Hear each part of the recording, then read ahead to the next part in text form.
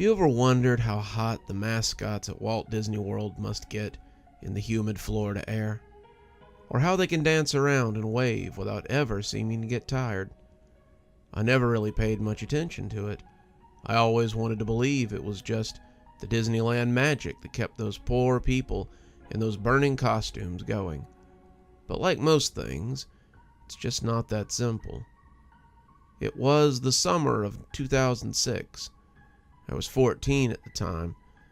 I took a well-deserved vacation with my family down to Florida to have a magical vacation at the happiest place on earth. Along with my mom, my sister, and of course me, was my Uncle Rick. He lived in Florida, so it wasn't uncommon for him to accompany us on a trip down to Disney World. We visited Disneyland often because it was only about a 5-hour drive from our home in Phoenix, Arizona. So as you can imagine, it was always a big treat for us to fly down to Florida. Me, my mom, and my sister were all huge Disney fans. And when I say huge, I mean huge. Disney memorabilia all over our home, seeing Disney movies on opening night or day. Anything Disney, we've done it. It's one of the reasons this story is so painful to tell, along with many others. My Uncle Rick, on the other hand, wasn't such a big Disney buff. In fact, he was the opposite. He was very religious, always rambling on about stories of the good old days when he was a teacher at a Sunday school. Uncle Rick was significantly older than my mom. They were 12 years apart, I think. I was never a religious kid, nor am I now, but that didn't affect my relationship with my Uncle Rick. He was a great man, always happy, funny. He just had something about him that made everyone who knew him smile when they brought him up. I couldn't have asked for a better man to be my mother's brother. My Uncle Rick had always had his likes and dislikes about Disney World. His dislikes consisting of the unnatural happiness of the people there, the crowds, the loud sounds, the rides. I don't know how he couldn't have loved Pirates of the Caribbean, and especially the way the people in those mascot costumes had to stand there for extended periods of time in the blazing heat, just so the people could get a picture with them. I tried to explain to him that it was their job, and that they weren't in any danger, but he would always find a way to counter my argument. Oh, and his likes consisted of one thing, the turkey legs, even though he would still complain about how they were overpriced. He never seemed pleased when we went to Disney World. It was obvious the only reason he was there was because he wanted to spend time with us. This particular trip to Disney World was different, though. Everything was fine and dandy, up until we pulled up to the Disney World gates that greet you at the entrance to the Disney property. I noticed that he had an uneasy look on his face as we passed under them, and then he got unusually quiet, up until we had already parked and left the car. Instead of talking about the usual stories of his good old days, he began to talk about a much darker subject. Hell. It took me off guard, considering he never really brought up the subject, unless he was telling us not to say it. I just looked at him as he went on talking about the suffering that goes on down there, and how he hopes we never have to experience anything like that. Then my mom, when she overheard his rambling, abruptly ordered him to cut it out and just be happy that you're here. I'd never heard my Uncle Rick talk like that. He'd always been so joyful. I could tell from the tone in his voice that he was genuinely concerned, but I just couldn't figure out what had gotten into him to make him so upset. I also couldn't get what he said out of my head. I don't want you to ever experience suffering like that. I didn't know what he meant. He seemed very unlike himself. He was sad, not frustrated, not annoyed, just sad. I kept asking him what was wrong, but he just looked the other way and ignored me. We'd been in the Magic Kingdom for about an hour and a half, though I wasn't able to enjoy any of it, considering I was concerned for Uncle Rick the whole time, and we had gone on a few rides. Uncle Rick usually tends to go on the rides with us, even though he doesn't exactly enjoy them. But this time he refused to go on any, and he just sat near the exit, waiting for us to get off. We were about to go on the Haunted Mansion when I decided I'd hold off and sit down with Rick. I took a seat next to him and we just sat there quietly for about half an hour. If you've ever been to Disneyland or Disney World, then you know how long the lines get. Finally, he muttered something to me. "What?" I said, trying to direct my focus on him. "I was told something bad would happen today." I could barely understand his quiet voice over all the commotion around us. "What? By who?" I said. "Something unholy," he said, as the tears rolled down his cheeks. My heart dropped. This isn't my usual Uncle Rick talking. This Uncle Rick was just a sad, miserable shell of himself. When my sister and my mom finally got off the ride, I remember looking up and seeing my joyful mother staring down at me.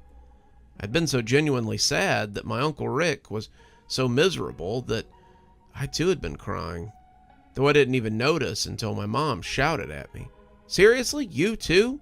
You have got to be kidding me.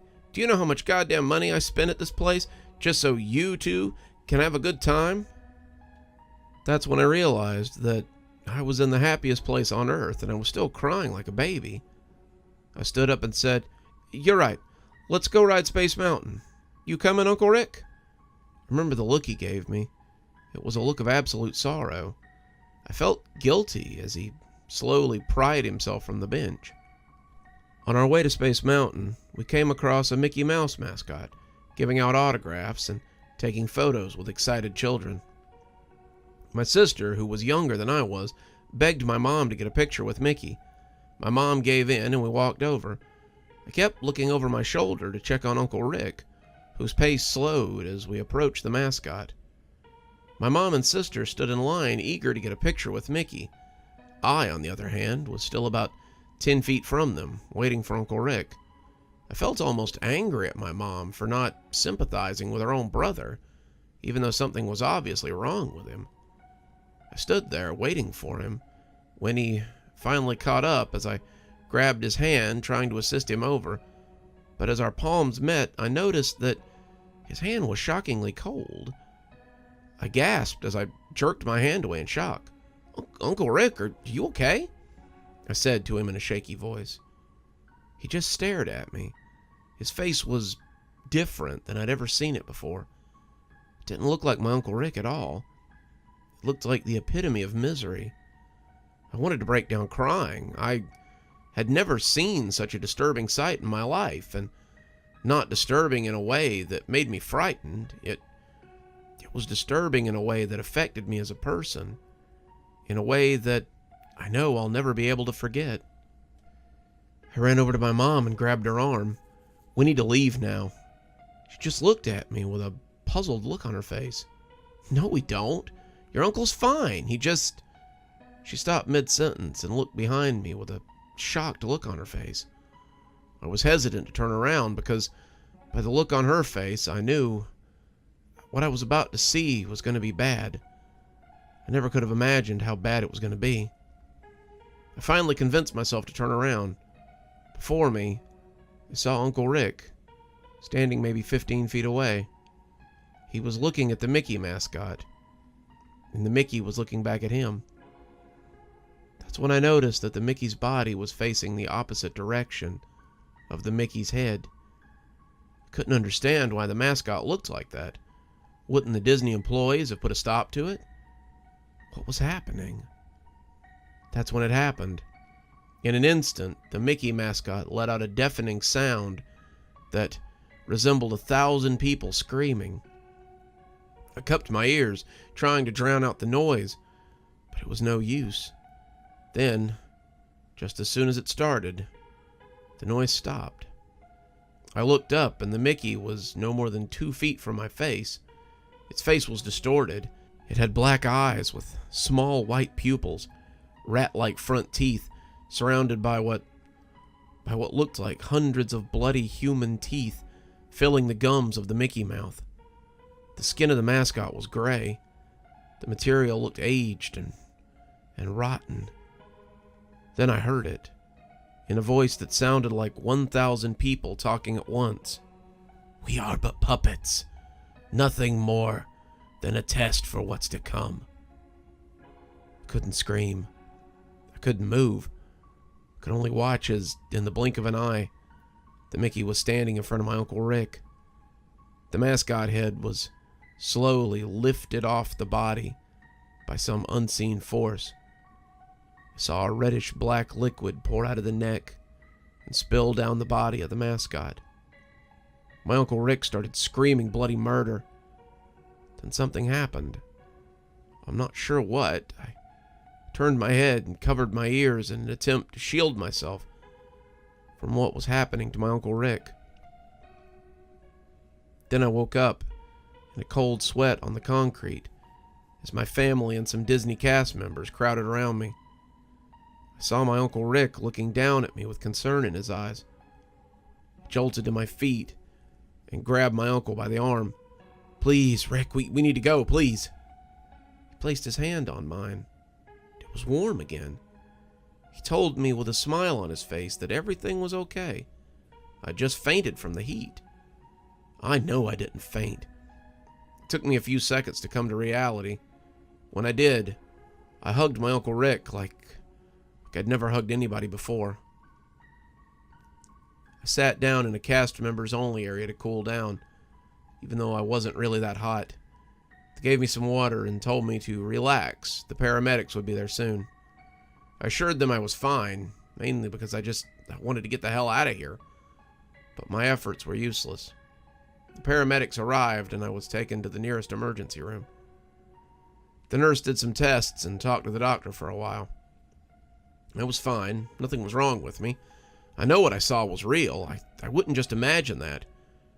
Even if I did, nothing imaginary could be that real. I laid in the hospital bed and stared at the ceiling for a couple of hours. That's when it occurred to me. The place that they took me to sit down after I supposedly fainted was one of the mascot exits and entries. I felt cold when I recalled seeing a reddish-black puddle on the floor in the middle of the entrance with a wet floor sign over it. That was the same liquid I saw come out of the costume. My heart was racing and my palms were sweating. I was trying to convince myself that they were right, and somehow I did faint. It was all imaginary. But then, why the hell was that liquid on the floor? I was starting to panic when my mom slowly walked into the room. Her cheeks were drenched in tears and her hands were filled with tissues. I stopped dead in my tracks. I don't know how, but I knew. I knew something had happened to Uncle Rick. She sat down in a chair next to my bed and put her hand in mine. She told me what had happened. Every word felt like a knife, sinking deeper into my heart. My uncle had shot himself that night. He had a Bible clenched in his hand when he did it.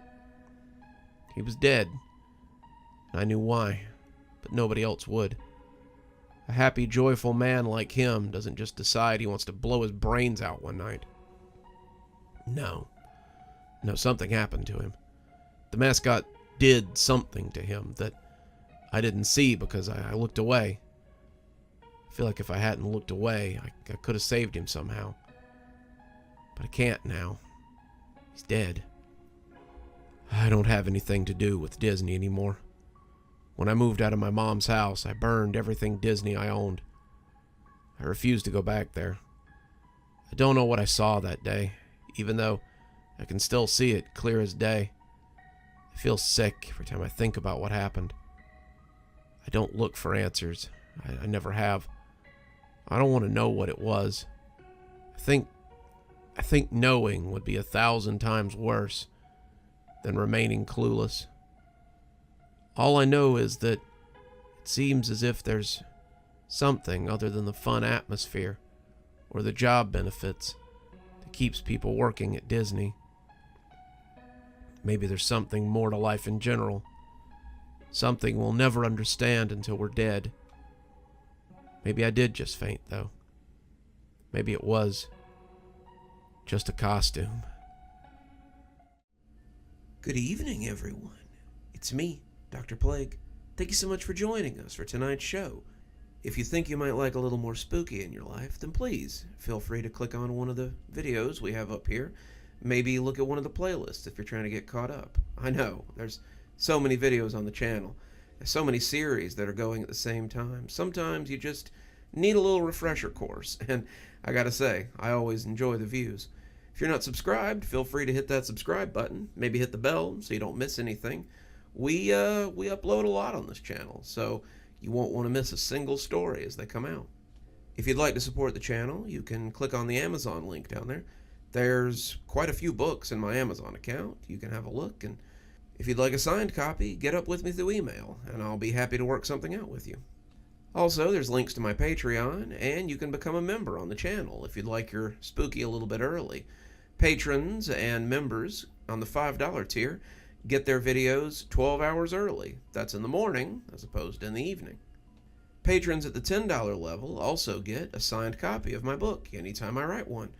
Speaking of my patrons, you should see them appearing right now. Just wanted to take a minute to say how much I appreciate all of you. Patrons, subscribers, however you give to the channel. I really appreciate everything you do. And it truly touches me that you have chosen to support the channel in this way. Well, that's enough for now. Till next time, Dr. Plague, signing off. Have a wonderful evening.